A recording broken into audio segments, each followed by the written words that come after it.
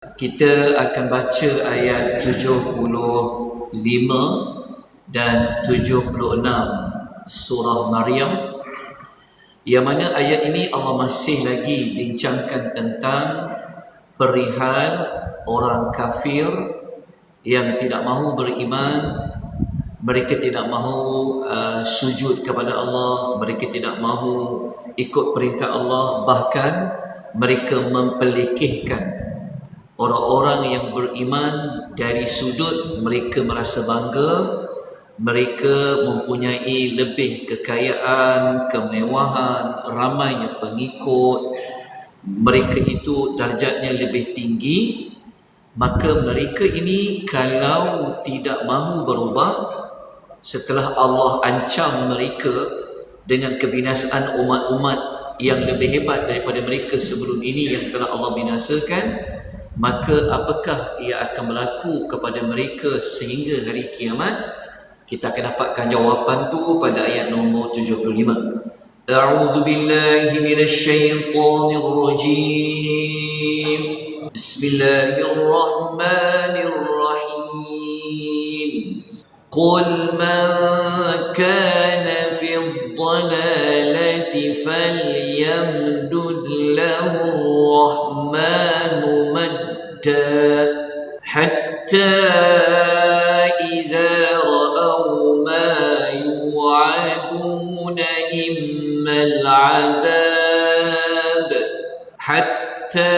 إذا رأوا ما يوعدون إما العذاب وإما الساعة فسيعلمون من هو شر مكانا وأضعف جندا.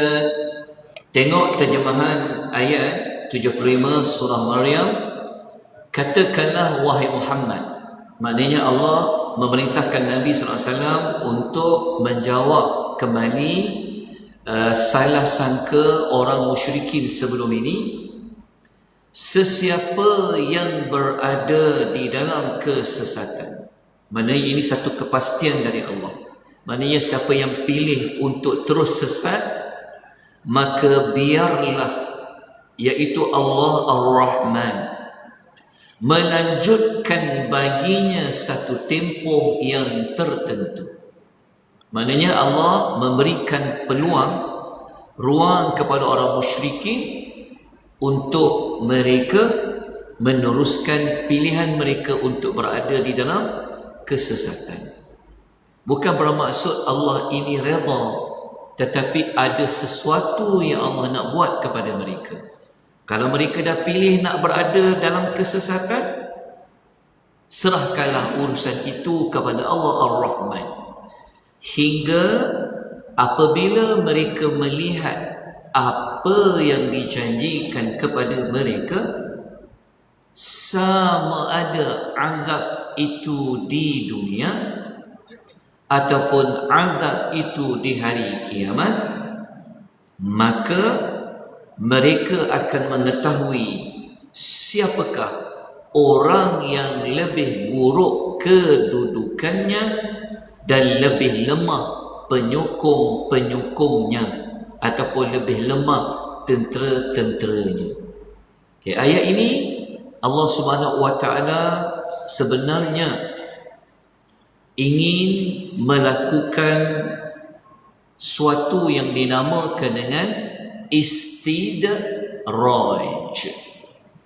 Maknanya Allah Ta'ala nak bagikan orang musyrikin ini, mereka nanti akan mati di dalam keadaan mereka itu kufur. Apabila mereka mati dalam keadaan mereka sesat, nanti sampai masa mereka tengok azab, baru mereka akan mengetahui tentang siapakah yang sebelum ini mereka mendakwa. Dekat ayat 73 kan mereka mendakwa mereka ini ada tempat tinggal yang bagus, mereka ada kumpulan kawan-kawan yang elit, kumpulan pengikut yang hebat. Tapi kalau dah nampak azab, mereka akan sedar siapa sebenarnya yang lebih bagus. orang yang beriman ataupun orang yang tidak beriman. Azab di dunia tu sama ada azab berbentuk mereka kalah dalam peperangan dan sebagainya. Okay, jadi mari kita lihat pengajaran ayat. Ni kupasan pendek, kita akan bincang dekat pengajaran ayat. Okey, ayat 75 ini pengajaran pertama. Ini ayat ini ada kaitan dengan istidraj dari Allah Azza wa Jalla. Istidraj tu apa? Istidraj ni maksudnya Allah Ta'ala bagi kepada mereka ni nikmat. Semakin bertambah nikmat dia. Dia nak kekayaan, Allah bagi. Dia nak pengaruh, Allah bagi.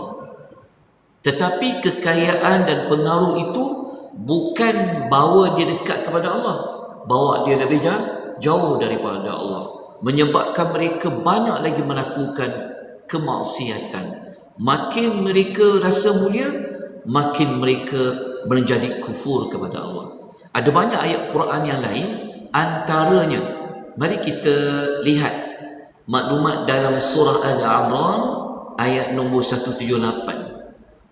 Allah mengatakan wala yahsabanna alladhina kafaru, jangan sekali-kali orang kafir itu menyangka annama numli lahum khaira li anfusihim, bahawa kami membiarkan mereka itu hidup lama baik bagi mereka. Innama numli lahum liyazdadu ithma. Lihat kepada ayat yang Allah kata sesungguhnya kami biarkan mereka. Maksudnya mereka ni kan panjang umur. Allah tidak timpakan azab tu secara immediately. Allah boleh saja nak hantarkan peti ke, Allah tenggelamkan mereka macam korun ke, boleh je Allah datangkan angin ribut macam Allah timpa kepada kaum Ad ke, hantar hujan berbatu macam kaum Lut. Tapi Allah biar je orang musyrikin. Bukanlah Allah biarkan mereka ini dalam keadaan tak ditimpa apa-apa, maknanya Allah tidak peduli mereka. Tapi Allah Ta'ala kata apa? Supaya mereka bertambah melakukan dosa. Apabila mereka bertambah melakukan dosa, Allah buat itu untuk apa? Walahum azabun muhin, supaya mereka dapat azab yang pedih. Maknanya kalau Allah bagi dosa, kalau orang itu dosanya banyak, maka balasannya pasti akan lebih teruk. Jadi kalau lagi kufur, lagi azabnya bertambah-tambah pedih. Itulah yang Allah nak rancangkan kepada orang musyrikin. Setelah mereka diberikan peluang, dibacakan ayat-ayat Al-Quran, ditilawahkan, tapi bukan mereka nak menerima, bahkan menjadi semakin bongkak, menjadi semakin sombong kepada Allah Azza wa Jalla. Okay, dalam ayat ini kita dapati cara Allah nak menyedarkan manusia. Kadang-kadang Allah bagi azab di dunia dengan kadar segera, ataupun Allah bagi azab itu di hari akhirat. Dan pengajaran yang ketiga, Allah Ta'ala kalau Allah nak buat, kalau Allah janji Allah itu pasti akan terlaksana. Dan pengajaran yang keempat yang boleh kita ambil daripada ayat ini adalah, kalau mereka dah nampak azab depan mata, baru sedar, baru tahu langit tinggi rendah dia bagaimana. Tetapi kita mengaji, kalau dah melihat azab, baru nak sedar sudah tidak lagi berguna apa-apa. Kalau baru nak insaf, tak lagi berguna. Kita boleh rujuk satu ayat lain, seperti mana dalam surah Al-Jin ayat nombor 24 ni, yang mana ayat ini mengatakan hatta idza ra'aw ma yu'adun fasaya'lamun man adhafu nasira wa aqallu adada. Sehingga apabila mereka melihat azab yang Allah janji pada mereka, maka pada waktu itu mereka akan tahu siapakah yang lebih lemah penolongnya dan lebih sedikit jumlah bilangannya. Kalau sebelum ni berbangga dengan kawan-kawan, berbangga dengan kekuatan, berbangga dengan pengaruh. Tapi apabila Allah tunjukkan azab, mereka akan tahu bahawa mereka ini sangatlah lemah di sisi Allah Azza wa Jalla. Itulah kupasan ringkas. Kita baca ayat nombor 76. Satu je lagi, insya-Allah mudah ayat ini untuk difahami. Wa yazidullahu alladhina ihtadaw huda wal baqiyatus salihatu khairun 'inda rabbika thawaba wa khairun maradda. Okey, lihat terjemahan ayat. Ini lawan bagi orang-orang yang dalam kesesatan. Jadi kalau orang yang memilih untuk beriman, apa Allah buat kepada mereka? Dan Allah akan menambahi hidayah, petunjuk bagi orang yang menurut jalan petunjuk. Orang beriman ni, lagi mereka beriman, lagi banyak bimbingan yang Allah bagi. Lagi mereka akan nampak jalan siratal mustaqim, lagi dekat dengan Allah, lagi dekat, sampailah Allah bawa masuk ke dalam syurga.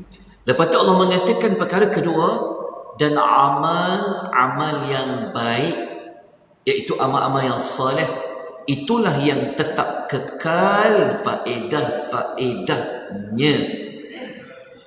Lebih baik balasan pahala di sisi Tuhanmu dan lebih baik kesudahannya.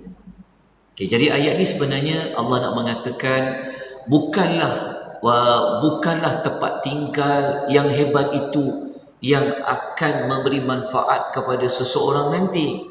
Bukanlah pengikutnya, bukanlah pengaruhnya, dan bukan perkara-perkara dekat dunia ini yang kekal. Yang kekal, yang sangat diharapkan, yang boleh memberikan manfaat, sebenar-benarnya adalah amal soleh. Maka amal soleh tu nantilah Allah akan bagikan pahala pada amal itu, Allah akan bagikan balasan syurga kepada amal itu. Jadi ayat 76 ni kupas pengajaran ringkas sahaja. Nombor satu, di sini balasan yang mulia, balasan yang baik bagi orang yang memilih untuk beriman.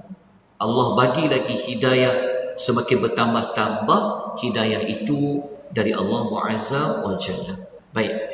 Yang kedua, berdasarkan ayat tentang bertambahnya iman, bertambahnya hidayah, menunjukkan kepada kita iman tu boleh bertambah atau iman tu boleh berkurang.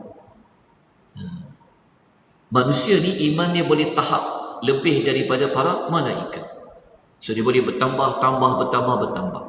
Baik, kemudian yang ketiga daripada ayat ini yang sangat penting sekali adalah amal soleh. Itulah lebih kekal sampailah bawa ke hari akhir. Dia berbeza dengan harta mati, habis, pangkat hilang, pengaruh hilang, nama hilang. Tapi yang kekal apa? Amal soleh. Jadi untuk mengukuhkan pengajaran nombor 3 ni, kita lihat ayat dalam suratul Kahfi, ayat nombor 46. Sama perbincangannya. Allah mengatakan al-mal wal banun zinatul hayatid dunya. Harta benda, anak pinak tu sekadar hias je untuk dunia. Tapi yang utama apa? Wal baqiyatus salihat. Dan amal-amal salih itulah yang wal baqi, yang kekal faedahnya.